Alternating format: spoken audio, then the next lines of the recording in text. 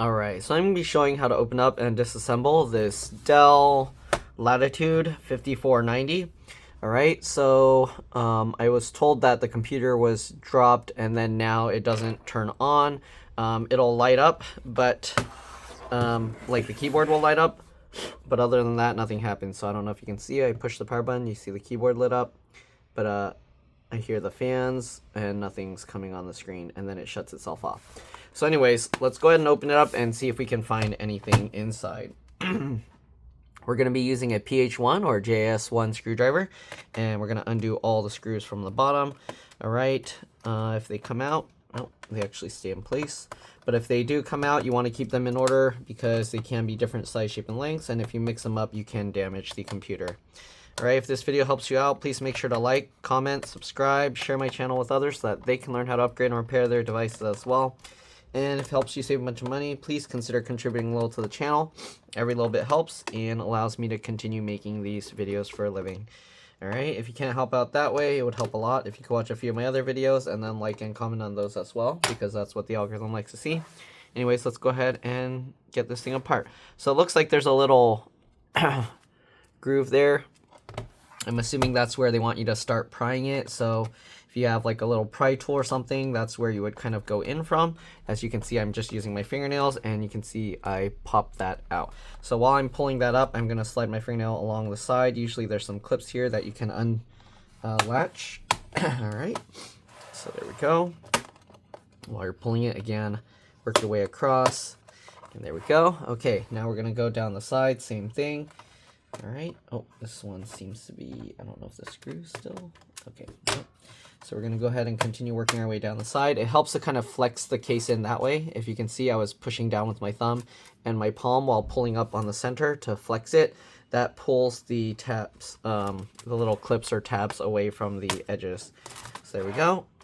And there. Now we got the bottom cover off. I'm assuming if it was dropped, it's usually the RAM came loose a little bit. Although the RAM seems fine, but sometimes pulling this out is going to help fix that. So let me get a thumbnail here real quick. Okay, so there we go. All right, and let's go ahead and pull the stick of RAM out and then put it back in, and hopefully that will solve it. So pull the two tabs to the side, it pops up. We're going to take that out. Sometimes wiping it down helps a bit. So do that, then we'll get that back in. I'm going to like push it in like that way, pinching it with my thumb while I kind of swing it up and down and then click it down. All right, let's go ahead and power it up and see if we have any luck. Push the power button and I just saw the screen flicker. I don't know if it was doing that before. Nope, the fan's still going crazy, and then it just shut off. So that didn't do anything. Let's go ahead and try swapping the stick of RAM to another slot. The problem is I don't have another stick of this. This is a 16 gig PC4 RAM.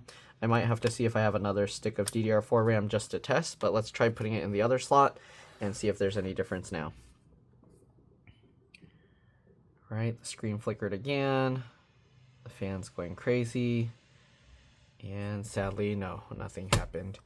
Okay, so next thing we're going to do, I guess let's go ahead and disconnect the battery here.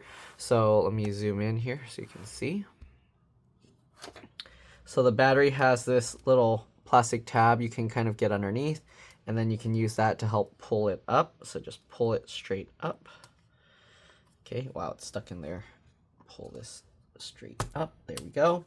And there's the battery disconnected. As you can see, this connector goes inside in between this whole thing, so you can't pry it from the outside. Kind of a bad design, because if this plastic tab breaks, I have no idea how you're going to get this battery out. You might have to go from the back here and try and pry it, but I don't know if that's going to work. Anyways, battery model number is right here. 93FTF, okay. Let's go ahead and see what else we see in here. There's not really much to look at in here to work on, so it's most likely if removing all these things and putting it back isn't going to work, there's a very good chance that there's an internal crack in the motherboard or something.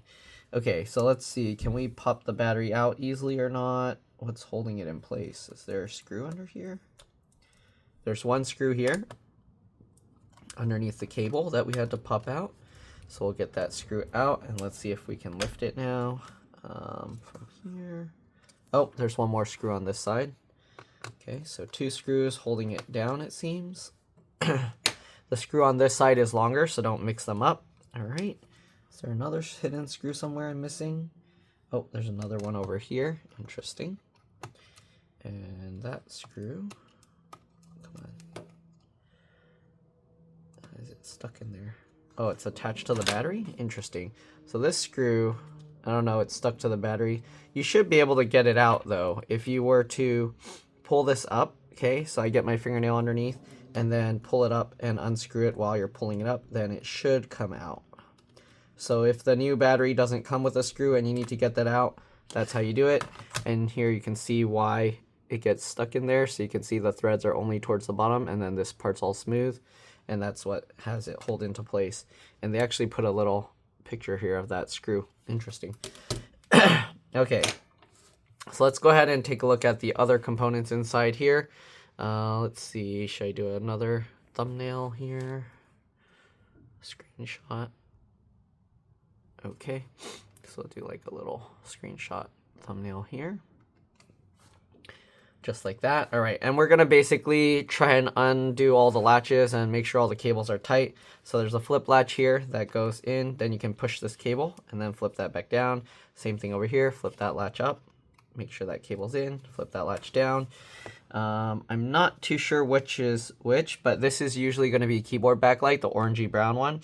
This one, I'm assuming, is for the touchpad or the, what do you call? This is actually the buttons here.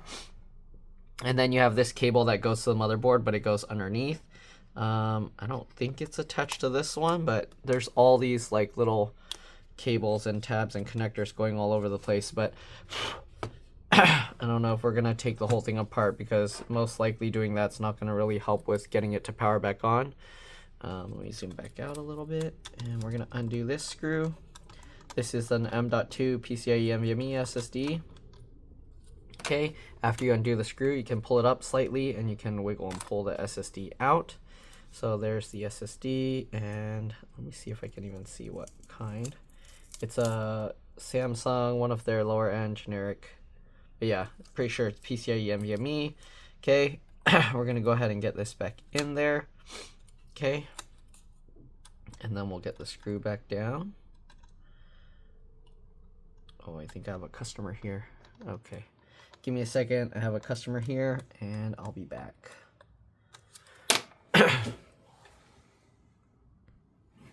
Oops. All right, back. Let's go ahead and continue disconnecting and making sure everything is reconnected well. All right, there's that. All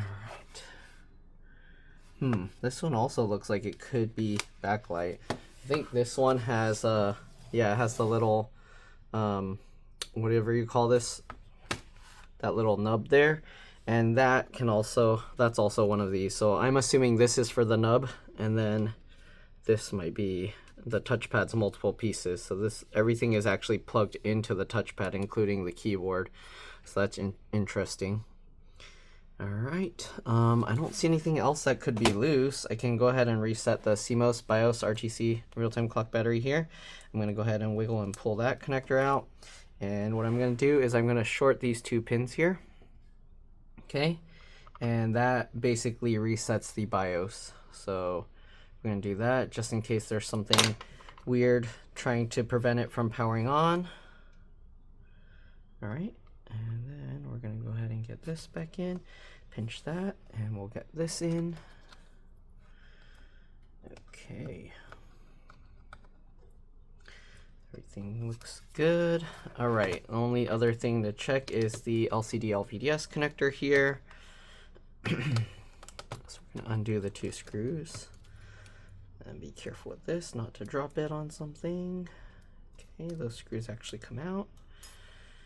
All right, so this is the LCD LVDS connector. If you're gonna mess with this after disconnecting the battery, what you want to do is you want to press and hold the power button for at least 15 seconds to drain any residual power.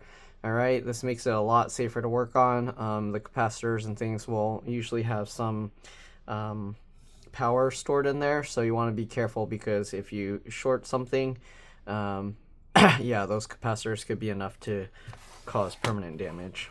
Anyways, now that we did that, we're going to go ahead and disconnect the cable and then reconnect it just in case to see if it popped loose, but it was held in pretty well. Okay, so there we go. So I kind of doubt it. All right, we'll get that, and then we'll just click it back down.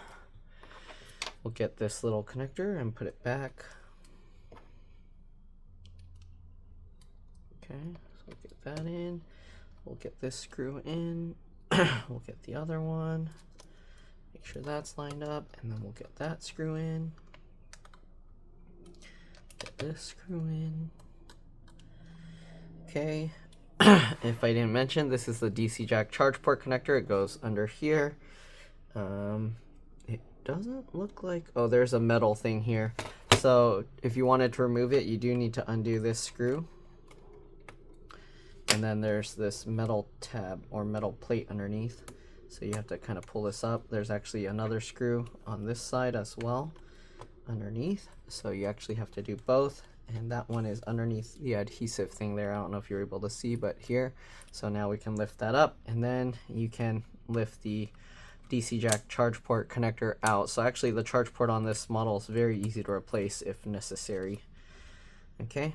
We're not going to be replacing that. We're just wanted to show that it was easy to get to.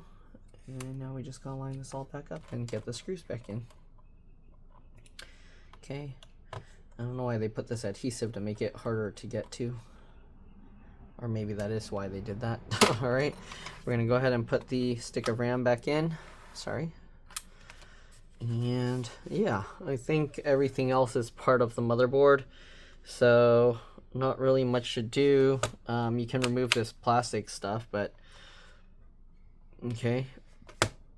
Speaker, oops, I need to zoom out here so you guys can see. Speaker here, wires going along to this speaker, and then you got the wire running along around here. You can see the colorful wires, and it's going underneath the motherboard. So they put a lot of components on the other side of the motherboard, which is kind of annoying.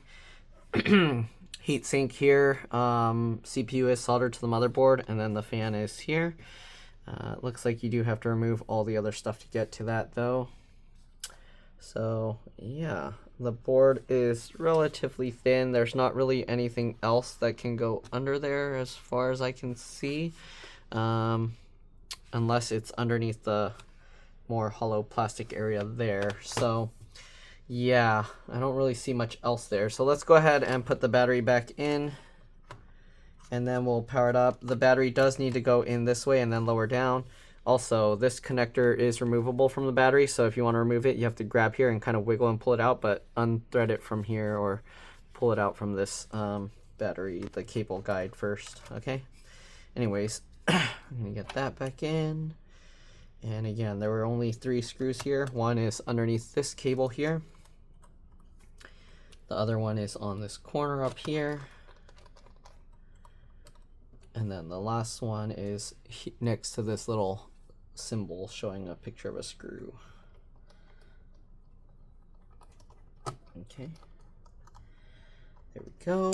We're going to go ahead and push all this back down into place, and then line up the battery connector and push that down.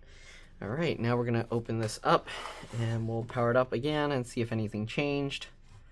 I think it's doing exactly the same as before, so I have a feeling it's dead. Yeah. I don't know what else to check. I can pull the keyboard up. Let's see.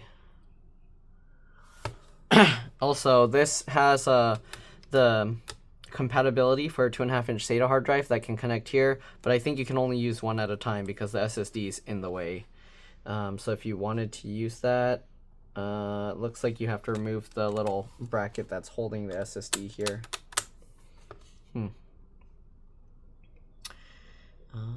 I don't really see anything else here. It looks like there's some models that have a fingerprint reader there. And yeah, I'm gonna have to let the customer know that I can probably take it apart further and see if I can find anything. I kind of doubt there's anything else under there that I'll be able to find. Let me see if I have another DDR4 stick of RAM just to try. I'll do that and I'll be back. Okay, so here I have another DDR4 stick of RAM, but it's only 8 gigs. Let's go ahead and get this in and see if that does anything different. I doubt it, but it's worth a shot.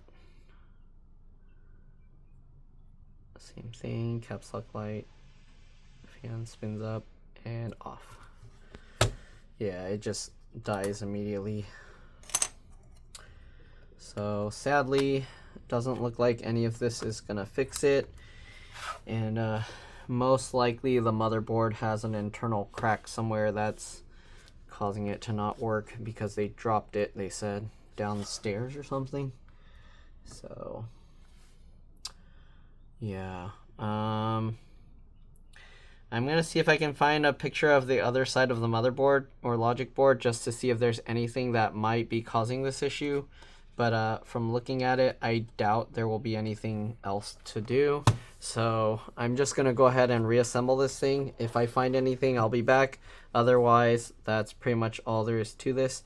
Hopefully this video helped you guys out. If it did, again, please make sure to like, comment, subscribe, share my channel with others so that they can learn how to upgrade and repair their devices as well. And if it helped you save a bunch of money, please consider contributing a little to the channel. Every little bit helps and allows me to continue making these videos for a living. If you can't help out that way, it would help a lot if you can watch a few of my other videos and then like and comment on those as well, because that's what the algorithm likes to see. Other than that, well, let me see if I can pop out the keyboard for you. So it has these little tabs here. I'm just going to go along the side and see if I can pop this up or if there's something else. There might be other screws or something holding it down because it's not just popping out. I mean, the frame is kind of popping out a little bit here. But other than that, this isn't popping out. So, yeah, I don't think, other than the frame coming up, actually, is the frame supposed to come up separately? Because it's coming up relatively easily, as you can see. Okay, so the frame comes out of the keyboard relatively easily. I'm trying to be careful with this because I don't want to cause any extra damage. But let me see if that gives me access to anything else, or if that's just how, I don't know. This is weird. Normally I would expect the keyboard to come up with the frame piece, but I don't know. I don't see, oh, there are some screw mount. Is that a screw holding it? That's in a different spot. Yeah, I don't know. I guess I'll look up if the keyboard's removable as well. But the frame is definitely coming up. So anyways, I'm going to go ahead and push that back in. Alright. Okay. So yeah, I'll figure out if anything can be done with the motherboard or the keyboard. Otherwise, that's pretty much it. The bottom cover is pretty simple to replace. You basically just line it back up. Okay, start with the lower portion here. Because the clips, since there's no screws, you have to actually like put them in at an angle. And then lower it down and then push all the edges back in. And that's pretty much it. Get all the screws back in, and yeah. Again, hopefully it helped. Thanks for watching. Like, comment, subscribe, you know the drill. Alright, if it helped you save a bunch of money, again, please consider contributing a little to the channel. And yeah, I also have another channel called It's Been Reviewed and More, with just my review videos on it. It's a separate channel with the same profile picture but zoomed in. If you can subscribe to that one, that'd be really helpful. Currently, I'm putting all my reviews on this channel as well, but in the future, I plan to just put them all on that channel. I'm not sure if that migration will work well, but I guess we'll find out.